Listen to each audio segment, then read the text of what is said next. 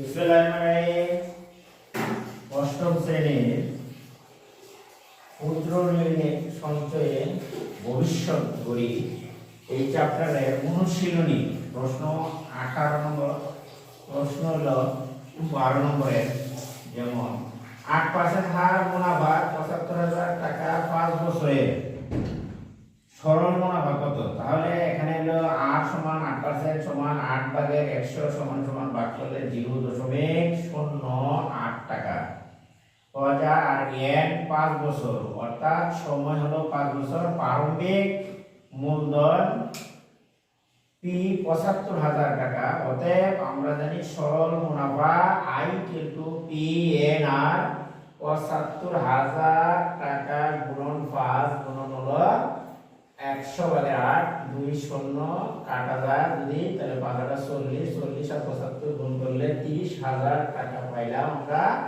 অতএব সরল মুনাফা আমরা 30,০০০ টাকা পেয়েছি সরল মুনাফা।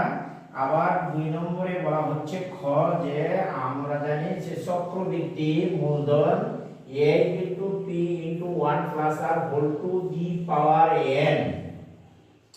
তাহলে p এর মান প্রারম্ভিক মূলধন ৭৫,০০০ টাকা 1 + 0.08 টাকা ক্যালকুলেটরে সায়েন্টিফিক ডিভাইসের সাহায্যে গুণ করলে পাওয়া যায় একক দশক শতক হাজার অযুত লক্ষ ১,১০,১৯৯ টাকা ৬১ পয়সা প্রায়।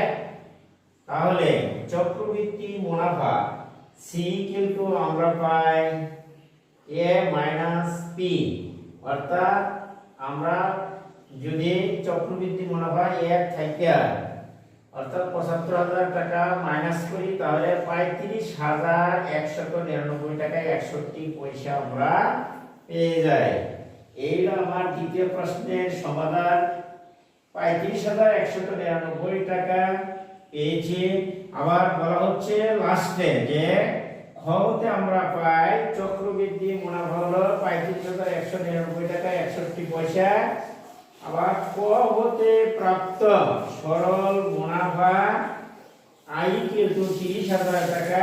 তাহলে সরল মুনাফা ও চক্রবৃদ্ধি মুনাফার পার্থক্য আমরা c - p সূত্র ব্যবহার করে আমরা পেতে পারি। দেখো যেমন ৩৫,১৯৯ টাকা ৬১ পয়সা থেকে ৩০,০০০ টাকা মাইনাস করলে আমরা পাই ৫,১৯৯ টাকা ৬১ পয়সা।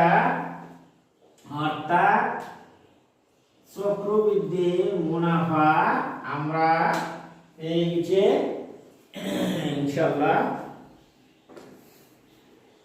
চক্রবৃদ্ধি মুনাফা আমরা পেয়েছি অর্থাৎ ৫,১৯৯ টাকা ৬১ পয়সা।